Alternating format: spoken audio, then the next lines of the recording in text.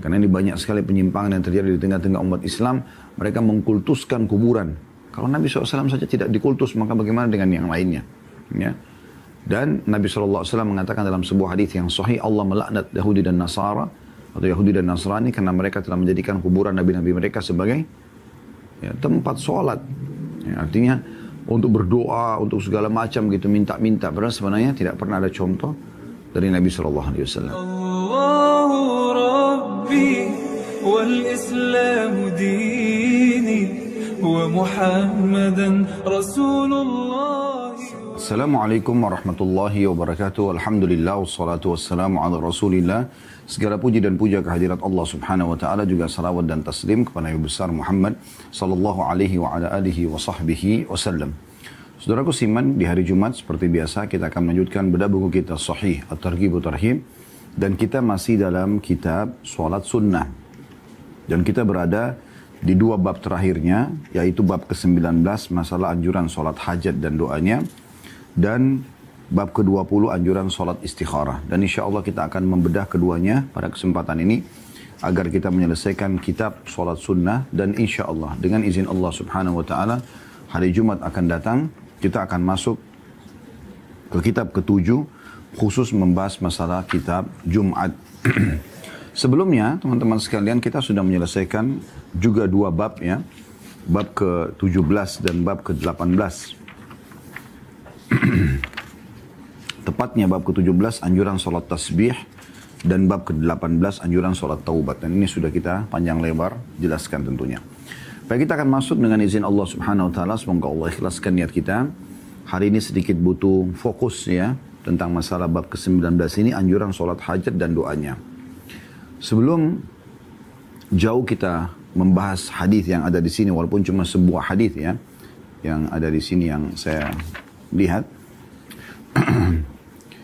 Salat hajat sebenarnya judul ini ditulis oleh Al-Mundhiri, penulis awal dari buku ini.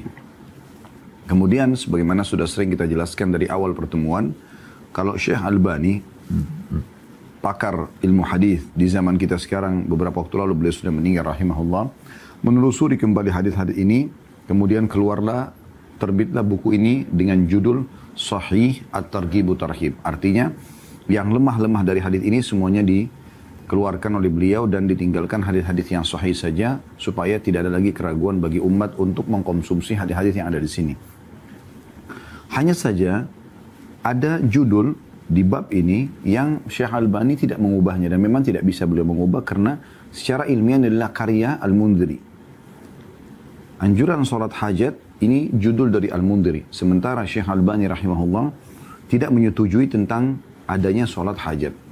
Dan cukup banyak pendapat ulama termasuk fatwa Lajnah Daim di Saudi itu mengeluarkan bahwasanya semua hadis tentang masalah salat hajat itu tidak benar ataupun kebanyakan sangat lemah, sehingga tidak dikenal dari hadis Nabi SAW yang sahih adanya salat hajat.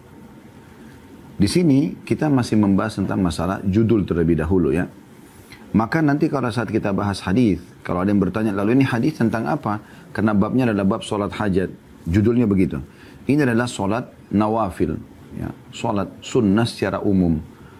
Seperti misalnya kalau Anda lagi ada waktu lowong, misal antara duhur sama asar seperti sekarang, misalnya antara Jumat dengan asar, Anda lagi lowong, lalu Anda masih punya wudu, Anda ingin dekatkan diri kepada Allah Subhanahu wa taala dengan salat sunnah. Dikenal dengan salat sunnah nafilah, sunnah tambahan. Anda cuma ingin mendekatkan diri kepada Allah SWT. Maka itu ada dalilnya. Ya, itu ada dalilnya. Nah, jadi tidak dikhususkan namanya salat hajat. Ya, ini yang perlu kita titik beratkan. Tadi saya bilang butuh fokus sedikit di judulnya ya. Nanti akan kita panjang lebar membaca tentang penjelasan ulama berhubungan dengan hadis yang akan kita baca. Kita akan masuk ke hadisnya teman-teman sekalian. Ini sebuah hadis saja, hadis dengan sanad sahih. Dan urutan 681 dari awal kita belajar, berbunyi dari Uthman bin Hunayf radhiyallahu anhum, annal a'ma ata ila Rasulillah sallallahu alaihi wasallam faqala ya Rasulullah ud'u Allah an yakshifa li an basari, qala au ad'uk, qala ya Rasulullah innahu qad shakka alayya dhahabu basari, qala fantaliq fatawadda thumma salli raka'atain thumma kul. Sampai sini diterjemahkan dulu. Bahwa seorang laki-laki buta datang kepada Rasulullah SAW dan berkata, wahai Rasulullah, berdoalah kepada Allah agar menyembuhkan penglihatan mataku. Jadi orang ini buta. Maka beliau SAW mengatakan, atau aku biarkan saja kamu seperti itu.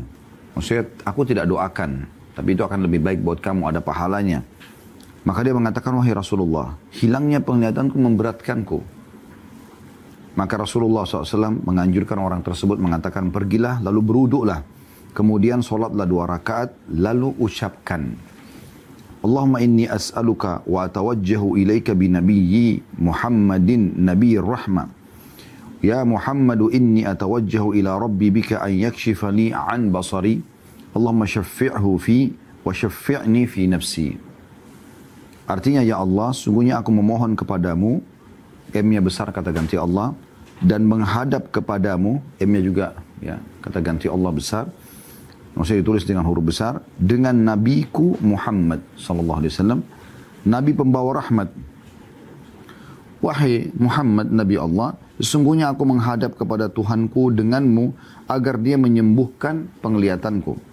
Ya Allah, terimalah syafaatnya padaku dan terimalah syafaatku pada diriku. Lalu lanjutan hadisnya dikatakan, faraja'a wa qad kashafallahu an basarihi. Lalu dia pulang sementara Allah telah menyembuhkan penglihatannya. Hadis ini diriwayatkan oleh Tirmidzi dan dia berkata hadis hasan, sahih, gharib, ya. Dan An-Nasa'i mengatakan, dan ini lafadznya An-Nasa'i. Ibnu Majah juga meriwayatkan, Ibnu Khuzaimah juga meriwayatkan dalam Sahih, dan Al-Hakim dia berkata, Sahih berdasarkan syarat Bukhari dan Muslim. Dalam riwayat Tirmidzi, tanpa ada potongan, kemudian solatlah 2 rakaat. Akan tapi dia mengatakan, fa'amarahu an yatawadda fa yuhsina wudu'ahu, thumma yad'u bihadad du'a. Beliau sallallahu alaihi wasallam memerintahkan untuk berwudu, kemudian membaguskan wudunya, kemudian berdoa dengan doa ini. Lalu dia menyebutkan yang senada dengan hadis ini dan dia meriwayatkan dalam kitab Ad-Da'awat, maksudnya At-Tirmidzi. Ini kurang lebih isi umumnya hadis. Kita akan masuk teman-teman sekalian ke penjelasan atau beberapa mutiara yang kita bisa ambil dari hadis ini. Yang pertama, kedudukan Nabi sallallahu alaihi wasallam. Kedudukan Nabi sallallahu alaihi wasallam di masa beliau hidup, selama bukan sesuatu yang haram dan kita langsung bisa datang bertemu dengan beliau dan meminta sesuatu, maka itu bisa terjadi. Orang lagi sakit minta disembuhkan, orang lagi kesulitan minta dimudahkan, dan apa saja. Selama itu bukan mengubah sistem atau sesuatu yang telah Allah tentukan atau sesuatu yang haram. Makanya di dalam kasus penyembuhan ini cukup banyak riwayat tersebutkan, ya. Seperti misalnya riwayat ini, bagaimana orang buta ini datang lalu menyampaikan kepada Nabi SAW tentang masalah matanya yang buta dan dia ingin Nabi SAW berdoa agar dia disembuhkan. Juga pernah terjadi itu di salah satu peperangan. Ya. Ada seorang sahabat yang matanya kena anak panah sampai matanya itu tercongkel, ya, hampir putus dan hampir keluar gitu. Maka dia pun meminta agar dibawa kepada Nabi SAW. Lalu Nabi SAW mencabut anak panah itu, lalu kemudian memasukkan kembali bola matanya. Kemudian Nabi SAW mendoakan, lalu sembuh. Ya. Itu juga pernah ada sahabat yang kakinya patah. Ya. Kemudian Nabi SAW menyemburkan ludah beliau pada kaki sahabat tersebut, lalu sembuhlah dia. Dan sekian banyak kasus dari mukjizat-mukjizat Nabi SAW. Hanya saja perlu kita garis bawahi, ini adalah pengkhususan, ya, Nabi SAW, dan itu di masa hidup beliau SAW. Ya, yang seperti ini di masa hidup beliau SAW, dan itulah yang terjadi, yang dicontohkan oleh para sahabat Nabi Ridwanullahi alaihim.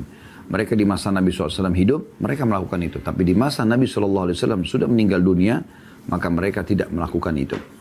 Jadi kita perlu ketahui Aisyah radhiyallahu anha, yaitu masih hidup setelah meninggalnya Nabi SAW sekian tahun. Ya. Beliau masih hidup sampai di zaman Ali radhiyallahu anhu, sampai di zaman Muawiyah. Jadi setelah Nabi SAW meninggal ada Abu Bakar, ada Umar, ada Uthman, ada Ali, ada Muawiyah. Ya. Di masa inilah meninggal Aisyah radhiyallahu anha. Jadi ada 5 khalifah ya, yang dilewatin setelah meninggalnya Nabi SAW. Abu Bakar 2 tahun, Umar 10 tahun, kan? Uthman kurang lebih 12-13 tahun, Ali bin Abi Thalib sekitar hampir 2 tahun. Ini kan waktu yang cukup lama, gitu. Tambah lagi Muawiyah, ya. Jadi masih puluhan tahun Aisyah hidup radhiyallahu anha setelah meninggalnya Nabi SAW, dan beliau tidur di kamarnya, yang dimana dekat dari ranjang tidur beliau adalah kuburan Nabi SAW. Belum pernah satupun riwayat dinukil kalau Aisyah membuka pintu rumahnya dan mengatakan kepada para sahabat, ini kuburan Nabi, datanglah ambillah tanahnya, ambillah keberkahan.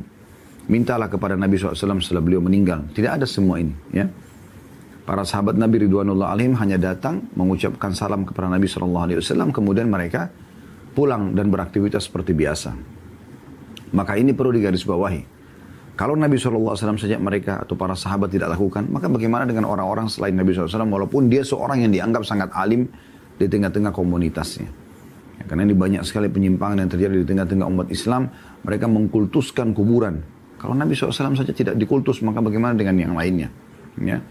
Dan Nabi SAW mengatakan dalam sebuah hadis yang sahih, Allah melaknat Yahudi dan Nasara, atau Yahudi dan Nasrani, karena mereka telah menjadikan kuburan nabi-nabi mereka sebagai ya, tempat sholat. Ya, artinya untuk berdoa, untuk segala macam gitu, minta-minta. Padahal sebenarnya tidak pernah ada contoh dari Nabi SAW. Nah ini juga perlu digarisbawahi. Belum pernah juga Nabi SAW di masa hidup beliau menyuruh para sahabat untuk datang ke kuburan para syuhada Uhud. Lalu mengambil tanah-tanahnya. Ya, padahal itu syuhada. Jelas ada Hamzah radhiyallahu anhu, ada Mus'ab radhiyallahu anhu, ada Abdullah bin Haram. Ya. Ada banyak sahabat-sahabat Nabi yang meninggal, dan mereka orang-orang yang mulia di Uhud. Nabi SAW datang menziarahi kuburan tersebut, mengucapkan salam, tapi tidak mengambil tanahnya, tidak menyuruh sahabat. Tidak ada satupun riwayat yang menyebutkan masalah itu. Ya. Itu juga dengan kuburan istri beliau di Mekah, Khadijah radhiyallahu anha. Itu juga dengan kuburan para syuhada Badr di kota Badr, ya. Itu juga dengan kuburan para sahabat di Baqi. Nabi SAW hampir dalam satu pekan beberapa kali menziarahi kuburan Baqi dan mendoakan mereka.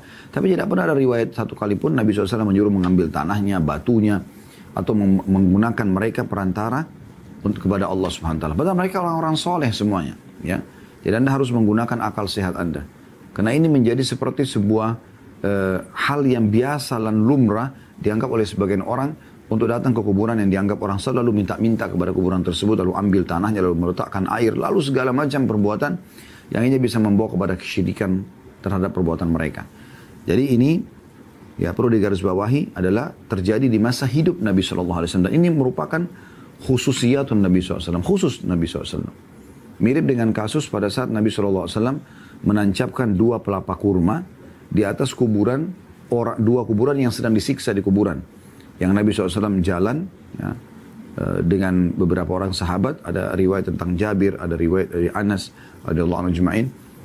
Kemudian Nabi SAW mengatakan kepada mereka, sesungguhnya 2 pemilik kuburan ini sedang disiksa. Dan mereka disiksa bukan hal yang dianggap besar, sesungguhnya itu besar. Maksudnya di tengah-tengah masyarakat tidak dianggap itu sesuatu yang besar. Tapi itu besar. Itu dosa besar. Yang satunya suka mengadu domba, yang satu lagi suka atau tidak cebok pada saat kencing. Lalu Nabi SAW suruh mengambil 2, minta pelapa kurma, ya, kemudian menancapkan di kuburan, gitu kan. Maaf kalau saya keliru, tapi seingat saya itu ya. Bisa saja memang hadits yang saya sampaikan ini berbeda dengan kasus 2 orang yang disiksa tentang adu domba dengan orang yang tidak cebok. Tapi yang jelas Nabi SAW dalam riwayat pernah melewati 2 kuburan yang sedang disiksa. Lalu Nabi SAW minta pelapa kurma, kemudian membagi 2, kemudian menancapkan, dan beliau mengatakan SAW, sesungguhnya ya, azab atau siksaan akan diringankan untuk mereka berdua selama pelapa kurma ini belum kering. Nah, ini banyak orang yang salah fahami. Mereka anggap dengan ini berarti kita boleh taburin bunga di kuburan. Padahal Nabi SAW bukan menaburkan bunga, tapi pelapa kurma. Dan perlu kita garis bawahi, Nabi SAW tidak meletakkan ini di sebuah kuburan.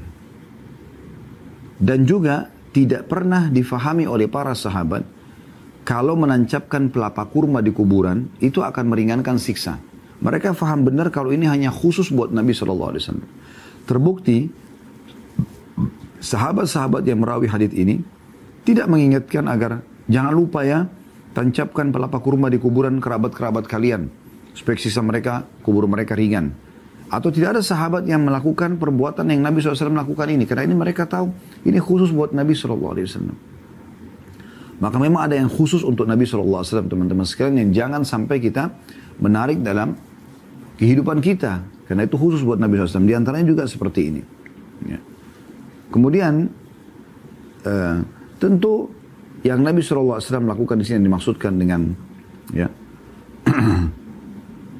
orang datang dan meminta sesuatu kepada beliau lalu mustajab, ini memang umumnya terjadi pada kehidupan Nabi SAW. Ya. Kalau ada yang bertanya lalu, boleh nggak saya datang kepada orang soleh tapi masih hidup, lalu saya mengatakan doakan saya? Boleh. Sebagai contoh ya, gitu. Sebagai contoh, boleh saja, gitu kan. Tapi tidak pada orang yang sudah meninggal dunia. Tidak pada orang yang sudah meninggal dunia. Pelajaran yang kedua, bagaimana Nabi SAW menyampaikan setiap kali ada yang coba meminta doa kepada beliau agar disembuhkan penyakitnya. Seperti kasus juga pernah ada wanita yang kena penyakit ayan ya. Penyakit epilepsi ya. Agar disembuhkan. Lalu Nabi SAW mengatakan, kalau kau mau saya doakan sembuh. Tapi kalau kau sabar kau akan dapat surga. Jadi Nabi SAW menyampaikan kepada umatnya bahwasanya kalau ada cobaan datang dan kalian bersabar, tetap ikhtiar berobat, tapi bukan instan. Minta doakan langsung sekarang sembuh. Nikmati proses nanti sembuh juga, ya. Itu akan bisa ada balasan surganya, ada balasan pahala yang besar.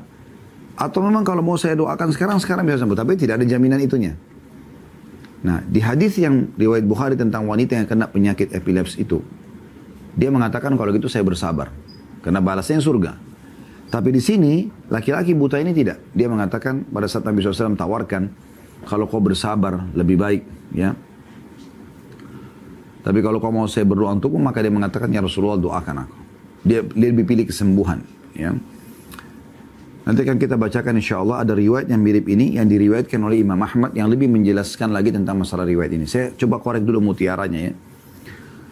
Jadi Nabi SAW memberikan pilihan agar umatnya lebih bersabar. Tidak instan langsung ada musibah, langsung musibah itu dihilangkan. Karena balasannya sangat besar. Ada sebuah riwayat lain juga berbunyi, kata Nabi SAW, andai saja orang-orang di akhirat nanti melihat bagaimana besarnya pahala yang Allah berikan kepada orang yang penuh dengan cobaan di muka bumi ini dan mereka bersabar, maka mereka berharap dikembalikan ke dunia, lalu kemudian kulit mereka digunting-gunting. Ya. Artinya orang-orang yang cobaannya sedikit di dunia ini, itu berharap kembali ke dunia, kemudian digunting-gunting kulit mereka saking sakitnya ya, dan beratnya cobaan tersebut, dan mereka sabar agar mereka bisa mendapatkan seperti apa yang didapatkan oleh orang yang diuji yang di akhirat. Tapi tentu tidak mungkin kembali ke dunia lagi. Tapi tentu tidak mungkin kembali ke dunia lagi. Kemudian pelajaran yang ketiga, boleh seseorang mengeluhkan permasalahannya, gitu kan? Bukan berarti tidak boleh, tapi pada ahlinya. Misalnya Anda sakit, Anda keluhkan kepada dokter. Atau Anda ada masalah yang berhubungan dengan masalah kejiwaan, masalah pengetahuan agama yang Anda butuhkan informasinya, Anda sampaikan kepada seorang dai atau alim. Maka ini boleh saja. Tapi tidak kepada semua orang. Ini pelajaran penting yang ketiga ya. Jadi jangan teman-teman sekalian, setiap ada masalah kita bicara sama semua orang. Karena orang-orang ini mungkin tidak paham dan tidak ada solusi dari mereka. Di sini Anda tidak bersabar kalau begitu. Tapi kalau Anda bicara sama ahlinya agar mendapatkan solusi, di situ Anda tetap masih masuk dalam bab sabar yang kita harapkan pahalanya sangat besar. Ya. Pelajaran yang keempat adalah boleh seseorang berdoa. Dan doa itu boleh langsung berdoa, boleh juga diikuti dengan sholat 2 rakaat. Yang tadi saya bilang sholat ini terhitung sholat nafilah atau sholat tambahan. Sebagaimana Nabi SAW anjurkan orang buta ini agar dia berwudu, lalu kemudian dia sholat 2 rakaat, setelah itu baru dia berdoa. Ya, ini boleh. Tapi boleh juga Anda langsung berdoa saja kepada Allah Subhanahu wa Ta'ala. Ya. Kemudian pelajaran selanjutnya ya, yang kita ambil adalah di sini Nabi SAW pada saat orang ini diajarkan doa, bukan berarti orang itu bertawassul kepada zatnya Nabi, tapi bertawassul kepada doanya Nabi SAW. Itu yang ditekankan oleh para ulama ya. Makanya di sini perkataan dia, ya Allah sungguhnya aku memohon kepadamu dan menghadap kepadamu dengan Nabiku Muhammad sallallahu alaihi wasallam. Maksudnya ya Allah, aku sekarang bersama dengan utusan Nabi Muhammad SAW ini menghadap kepadamu. Nabi ini pembawa rahmat. Maksudnya ajaran syariat yang telah engkau turunkan semua penuh dengan rahmat. Aku sudah memahaminya. Wahai Muhammad, sungguhnya aku menghadap kepada Tuhanku denganmu. Lalu dia menghadap kepada Nabi SAW lalu dia mengatakan, wahai Muhammad, aku sedang menghadap kepada Tuhanku. Ya, tadi kan dia bilang, ya Allah aku menghadap kepadamu dengan Nabi Rahmat, Nabiku Muhammad. Lalu dia balik kepada Nabi Muhammad SAW lalu dia mengatakan, wahai Muhammad, aku ya menghadap ya, kepada Tuhanku denganmu agar dia menyembuhkan penglihatanku. Lalu kemudian orang ini mengatakan, ya Allah terimalah syafaatnya padaku. Maksudnya, terimalah doa Nabi SAW agar menyembuhkanku. Dan terimalah syafaatku pada diriku. Dan doaku juga untuk diriku. Jadi saya dan Nabi ini akan berdoa bersama. Nah ini perlu digarisbawahi. Kenapa kami titik beratkan ini? Karena ada sebagian orang menganggap dari hadits ini boleh seseorang bertawassul gitu kan, dengan Nabi SAW walaupun Nabi sudah meninggal. Sudah kita titik beratkan tadi. Kalau masih hidup itu lain. Tapi kalau sudah meninggal tentu tidak ada anjuran sama sekali. Saya akan coba bacakan teman-teman sekalian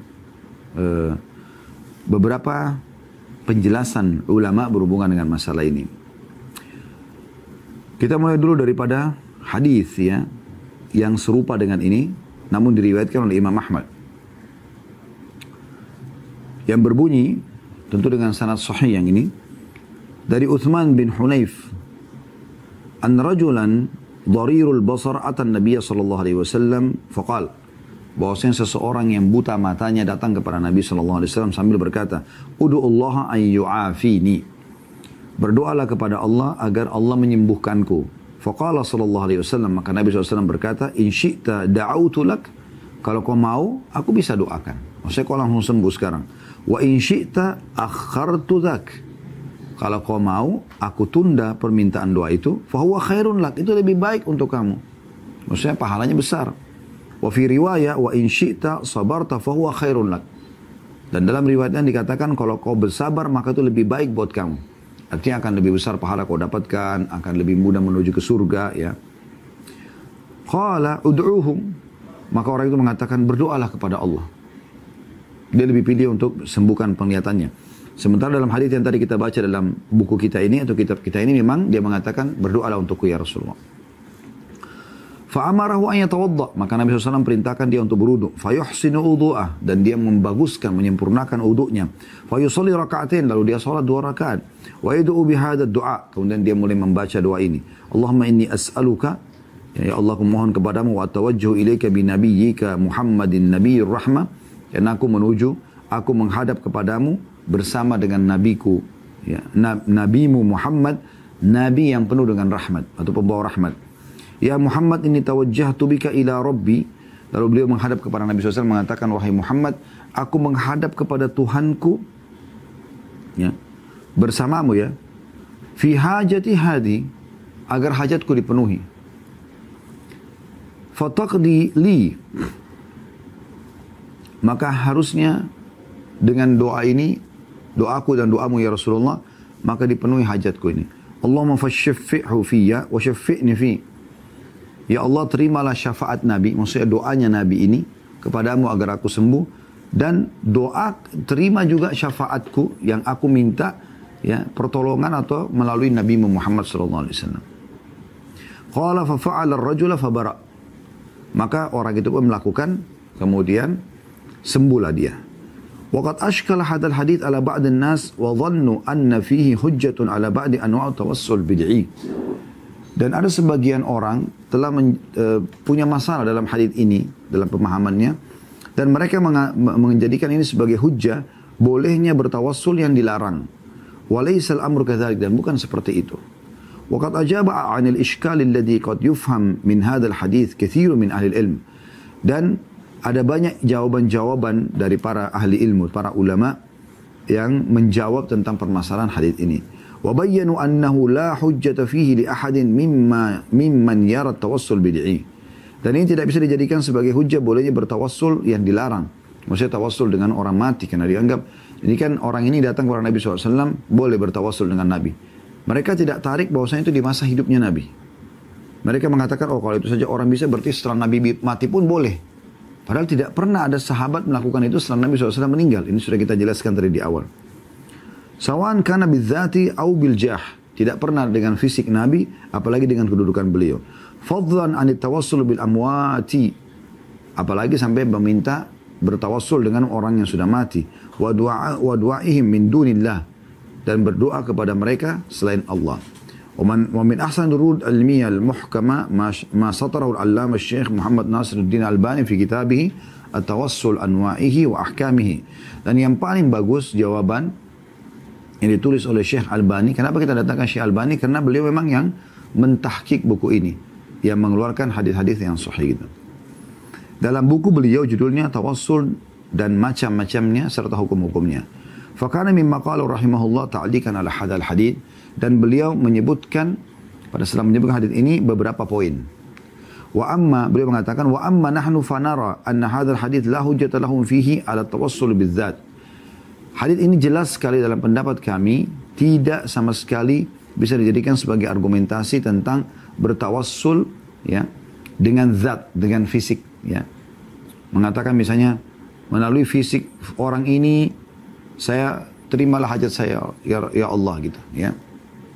Bal huwa dalilun akhar ala an-naw' ats-tsalits min anwa' at-tawassul al-masyru'. Tapi dia adalah bagian daripada tawassul yang dibolehkan ya, karena beliau merincikan sampai 3. Beliau mengatakan bagian yang ketiga, wa huwa tawassul bi du'a'ir rajul salih, yaitu bertawassul dengan orang yang saleh. Karena tawassul al-a'ma innama kana bi du'a'i sallallahu alaihi wasallam. Karena orang ini sebenarnya bertawassul bukan pada zatnya Nabi, fisik Nabi, tapi pada doanya Nabi. Waladilla ala ma naqulu min al-hadits nafsuhu katsira wa ahammuha. Beliau mengatakan dan dalil atau argumentasi terhadap apa yang kami ucapkan ini dari hadis itu sendiri cukup banyak. Yang terpenting adalah yang pertama, awalan, anna al-a'ma innama ja'a ila Nabi sallallahu alaihi wasallam liyad'u lahu. Bahwasanya orang yang buta ini datang kepada Nabi SAW untuk Nabi doakan dia. Jadi permasalahannya adalah di doa. Dia sedang minta Nabi doakan. Wa dzaka qauluhu ud'ullaha an yu'afini. Diambil dari potongan perkataan orang ini, ya, berdoalah kepada Allah agar menyembuhkanku. Wa huwa tawassul ila Allah Ta'ala bidu'aihi. Maka dia ya, berdoa kepada Allah. Tawassulnya adalah berdoa kepada Allah. Boleh orang hidup kita mengatakan doain saya boleh. Ya. Tapi orang mati enggak boleh di sini. Ini orang hidup. Li'annahu ya'lam anna du'a'ahu sallallahu alaihi wasallam arja lil qabuli indallahi bi khilafi du'a ghairihi. Karena dia yakin doanya Nabi lebih diterima di sisi Allah daripada doa selain daripada Nabi SAW. Walau kana qasdul a'ma tawassul bidzatin Nabi sallallahu alaihi wasallam aw jahu aw haqqahum lama kana thammatal haja bihi ila an ya'ti Nabi SAW. Kalau yang dimaksud oleh orang buta ini adalah bertawassul dengan zatnya Nabi karena fisiknya Nabi atau kedudukannya atau haknya, maka tidak ada hajat dia datangi Nabi SAW. Wa yatlub minhu du'a lahu, dan tidak butuh dia datang untuk minta Nabi doakan dia. Bal kana yaq'ud fi baitihi wa yad'u rabbahu bi an yaqul mathalan, cukup dia duduk di rumahnya sambil dia mengatakan, Allahumma inni as'aluka bi jahi nabiyyika wa manzilatihi 'indaka an tashfiyani. Aku memohon kepadamu ya Allah dengan kedudukan nabimu ya di sisimu agar engkau menyembuhkanku, wa taj'alni basira, agar engkau menjadikanku bisa melihat. Walakin lam yaf'al, tapi orang ini tidak lakukan karena dia bukan targetnya kedudukan dan fisik Nabi SAW, tapi doanya Nabi. Makanya Nabi masih hidup, dia datang berdoakan gitu. Itu yang pertama. Yang kedua, thaniyan, anna Nabi sallallahu alaihi wasallam wa'adahu bid-du'a ma'a nusihi lahu bibayan ma huwa al-afdalu lahu. Nabi sallallahu alaihi wasallam menjanjikan untuk mendoakan orang ini dengan diikuti nasihat sebenarnya agar dia ikuti yang lebih baik, yaitu dia bersabar. Wa huwa qaulu sallallahu alaihi wasallam in syi'ta da'autu wa in syi'ta sabarta fa huwa khairun lak. Demi daripada potongan hadis yang berbunyi, kalau kau mau aku doakan kau, artinya kau sembuh sekarang, tapi kalau kau mau kau bersabar maka itu lebih baik untuk kamu. Jadi di sini permasalahan adalah masalah doa, bukan zat ya. Thalithan, yang ketiga, israrul a'ma 'ala du'a wa huwa qalu fad'u.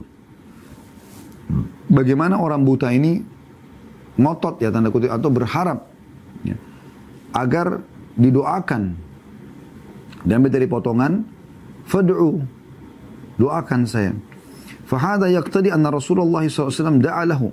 Dan ini berarti melahirkan pemahaman bahwasanya Nabi SAW mendoakan dia. Liannahu sallallahu alaihi wasallam khairu man waffa bima wa'ad. Karena Nabi SAW orang yang paling selalu menepati janji. Waqad wa'adahu bid-du'a lahu in sya'a kama sabaq. Dan Nabi SAW telah menjanjikan dia untuk mendoakan dia sebagaimana telah disampaikan sebelumnya. Fala budda annahu sallallahu alaihi wasallam da'a lahu. Maka pasti Nabi SAW sudah mendoakan dia. Fathabatal murad, maka apa yang diinginkan telah tercapai. Waqad wajjaha Nabi sallallahu alaihi wasallam al-a'ma bidafi' min rahmatihi. Dan Nabi sallallahu alaihi wasallam mengarahkan orang buta ini karena kasih sayangnya Nabi. Wa biharsi minhu an yastajib Allah taala du'ahu fi. Dan dia Nabi SAW selalu berusaha agar Allah memang mengabulkan doa orang ini gitu, atau doa Nabi SAW untuk orang itu. Dan dikatakan di sini wajjahu ila an-naw' ats-tsani min at-tawassul al-masyru'. Dia mengarahkan pada tawassul yang kedua menurut Syekh Albani, bagian yang kedua, karena beliau susun urutannya, yang diperintahkan wa huwa tawassul bil amal salih, yaitu bertawassul dengan amal salih. Dia jama' lahu al-khaira min atrafihi, agar dia menyatukan untuknya semua kebaikan dari semua sisinya. Fa'amaru an yatawadda' yusalli rak'atain thumma yad'u li nafsihi. Maka Nabi SAW memerintahkan dia untuk berwudu lalu salat, kemudian dia berdoa untuk dirinya sendiri. Jadi dia mendapatkan, dia juga mendekatkan diri kepada Allah, dia juga berdoa, dia juga minta Nabi SAW mendoakan. Jadi dua kebaikan digabungkan. Wa hadhil a'mal ta'atun lillahi subhanahu wa ta'ala. Dan ini adalah amal, termasuk amal yang ketaatan kepada Allah yang maha suci dan maha tinggi. Yaqdumuhu baina yaday du'ain Nabi sallallahu alaihi wasallam lahu. Atau yuqaddimuha baina yaday du'ain Nabi sallallahu alaihi wasallam lahu. Yang terlihat dari doa Nabi SAW untuk dia. Wa hiya tadkhul fi qouli ta'ala wabtaghu ilaihi al-wasila. Ini maksud dalam firman Allah SWT, dan lakukanlah wasilah, pendekatan diri kepada Allah. Wa ala hadha fal hadithatu kulluha taduru hawla ad-du'a. Dari sini kita bisa ambil bahwasanya semua bahasan berputar di masalah doa. Kama huwa zahir, dan itu kelihatan nampak sekali. Wa laysa fiha dzikrun syai'un mimma yaz'umuna. Dan tidak ada sedikit pun dari apa yang mereka prasangkakan itu. Kemudian rabi'an, yang keempat jawabannya, anna fid du'a alladhi 'allamahu Rasulullah sallallahu alaihi wasallam iyyahu an yaqul, bahwasanya doa yang Nabi SAW ajarkan kepada orang itu yang berbunyi Allahumma fashaffi'hu fiyya, ya Allah ya, sembuhkanlah aku melalui syafaatnya dia ya. Wa hadha yastahilu hamluhu 'ala tawassul bi dzatihi sallallahu alaihi wasallam aw ja'ahu aw haqqahu. Dan ini tidak mungkin berhubungan sama zatnya Nabi atau kedudukan ataupun hak beliau. Innal ma'na, karena makna daripada perintah doa ini, Allahumma akbil syafa'atahu sallallahu alaihi wasallam fiyya. Artinya, ya Allah, terimalah doanya Nabi ya untukku. Doanya Nabi kepadamu untukku.